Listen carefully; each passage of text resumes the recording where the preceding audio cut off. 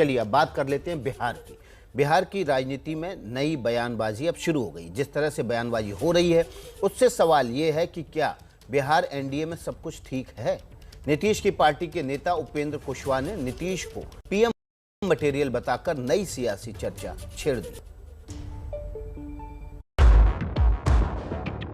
दिल्ली में नीतीश कुमार जेडीयू की राष्ट्रीय कार्यकारिणी की बैठक में हिस्सा लेने आए थे, लेकिन यहां उनकी सक्रियता बता रही थी कि वो पार्टी से अलग और किसी बड़ी भूमिका की तैयारी कर रहे हैं। इसकी एक झलक तब मिली जब कार्यकारिणी की बैठक से पहले जेडीयू कार्यकर्ताओं ने नीतीश को पीएम बनाने के नारे लगाए।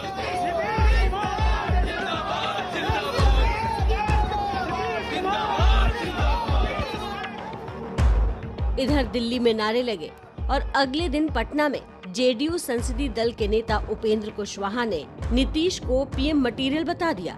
हालांकि पटना पहुंचने के बाद नीतीश ने कहा कि इसमें उन्हें कोई दिलचस्पी नहीं है। आज की तारीख में नरेंद्र मोदी जी देश के प्रधानमंत्री हैं।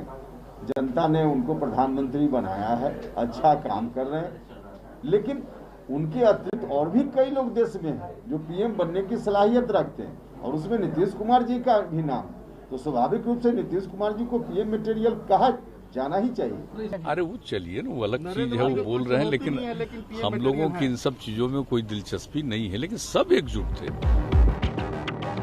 लेकिन राजनीति में ना का मतलब पूरी तरह ना नहीं होता। पार्टी के नेता जो बात बयानों में कह रहे हैं वही बात नीतीश की मेल मुलाकातों में भी नजर आ रही है। रविवार को नीतीश गुरुग्राम में INLD प्रमुख ओम प्रकाश चौटाला से मिलने पहुंचे। नीतीश ने इस मुलाकात को पुराने संबंधों का जामा पहनाया तो चौटाला ने कहा कि नीतीश ने किसान आंदोलन की तारीफ की। नहीं, मैंने सिर्फ उनके प्रति सम्मान प्रकट करने के लिए, आज से नहीं, बहुत पुराना संबंध है, शुरू से ही मानते रहे, जब से हम लोग यंग थे और उस समय से ये कितना हम लोगों को स्नेह करते रहे हैं। नीतीश जी इससे बहुत प्रसन्न थे कि इस किसान आंदोलन के माध्यम से सभी लोग इकट्ठे हैं, जात पात का ज़ैर समाप्त हो गया है। यानी किसान आंदोलन के समर्थन में नीतीश जी ने आपसे बातें कही। वो तो है ही, समर्थक हैं हमारे, वो भी किसान आंदोलन के समर्थक हैं। ये गौर करने वाली बात है कि नीतीश कुमार ने उस किसान आंदोलन की तारीफ की है जो केंद्र सरकार के बनाए कृषि कानून के खिलाफ है।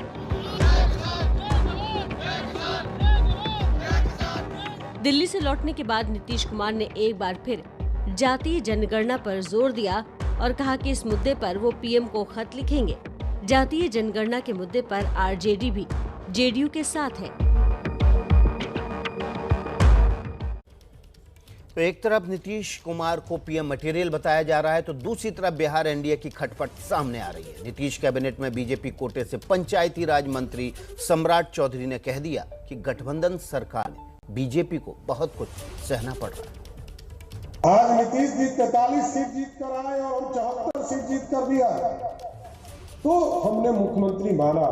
नेतृत्व जब आपका होता है तो आपके लिए बहुत आसान हो जाता है, लेकिन हम लोगों के लिए बहुत चैलेंजिंग है। बिहार में काम करना, बिहार की सरकार के साथ काम करना, क्योंकि 2 नहीं 4 विचारधारा एक साथ लड़ता है। जेडीयू के साथ या हम पार्टी या वीआईपी के साथ, सभी 4 तरह की पार्टियों के गठबंधन की सरकार चल रही है। ऐसे परिस्थिति में बहुत से चीजों को सहना भी पड़ता है। तो जेडीयू नेता का ये कहना कि नीतीश कुमार पीएम मटेरियल हैं और बीजेपी नेता का ये कहना कि नीतीश कुमार के साथ काम करना बहुत मुश्किल है। इस गुत्थी को सुलझाते हैं, प्रकाश कुमार के पास चलते हैं, पटना से सीधे जुड़ गए हैं। प्रकाश, क्या सब कुछ ठीक है गठबंधन में? अगर सम्राट चौधरी ये कह रहे हैं कि काम करना मुश्किल है, काम करने में क्या दिक्कतें सामने आ रही हैं? विकास, ये बात तो तय है कि बिहार में जब से इस बार सरकार बनी है और नीतीश कुमार मुख्यमंत्री बने हैं, आपको याद होगा कि उन्होंने खुद कहा था कि उनकी कोई इच्छा नहीं है सीएम बनने की, लेकिन प्रधानमंत्री ने जब ऐलान किया तब वो फिर सीएम बने, क्योंकि पहले से ही ये तय था। और लगातार आप देख रहे होंगे कि कोरोना काल रहा हो या फिर दूसरे कोई कई सारे मुद्दे रहे हों जिस पर बीजेपी और जेडीयू का मतभेद खुलकर सामने आया है। कोरोना काल में मंत्रियों ने नीतीश कुमार की बात नहीं मानी, वो लगातार घूमते रहे। अब सम्राट चौधरी के बयान को देख रहे हैं। कुछ दिन पहले इन्होंने कहा था कि 2025 में उनकी अपनी सरकार होगी, भाजपा का अपना मुख्यमंत्री होगा। तो ये जो 2024 लोकसभा चुनाव और 2025 बिहार विधानसभा चुनाव, उसकी तैयारी करते हुए ये नेता दिख रहे हैं। और इसमें ऐसे में नीतीश कुमार का खासतौर से ओम प्रकाश चौटाला से मिलना पुराने संबंधों का हवाला देते हुए ये भी जताता है कि नीतीश कुमार बिल्कुल खुश नहीं है बीजेपी के साथ बिहार में इस तरह के गठबंधन में, जहां की उनके कैबिनेट के मंत्री ही बताते हैं कि अरे ये तो 43 सीट वाले हैं, हम तो 74 सीट वाले हैं। तो ये जो एक तरह से नैतिकता का हवाला दे रहे हैं और टॉन्ट कस रहे हैं, एक जो टीस है वो भी सामने उभर रही है, जिसका कि बचाव उपेंद्र कुशवाहा अब कर रहे हैं। क्योंकि उपेंद्र कुशवाहा पूरे बिहार में घूम रहे हैं और घूम करके वो ये बता रहे हैं कि जेडीयू को नंबर 1 पार्टी बनानी है।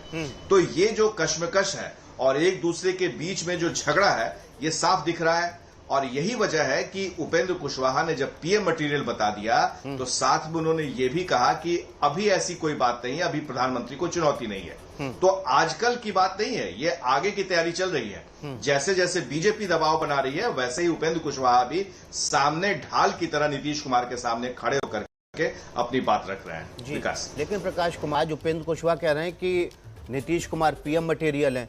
ठीक आज से 1.5-2 साल पहले वो कहा करते थे कि उनको बर्बाद करने की साजिश रची नीतीश कुमार ने और बिहार को भी बर्बाद कर दिया।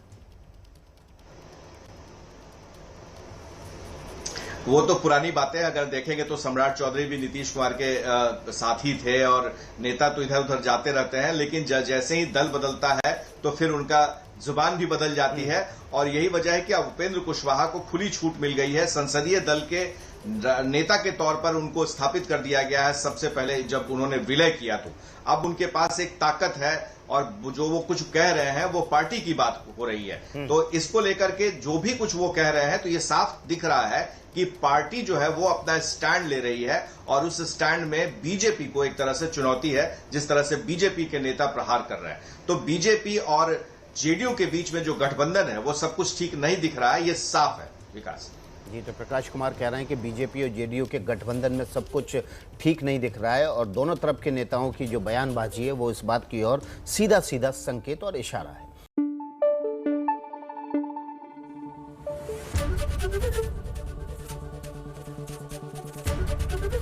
एबीपी न्यूज आपको रखे आगे।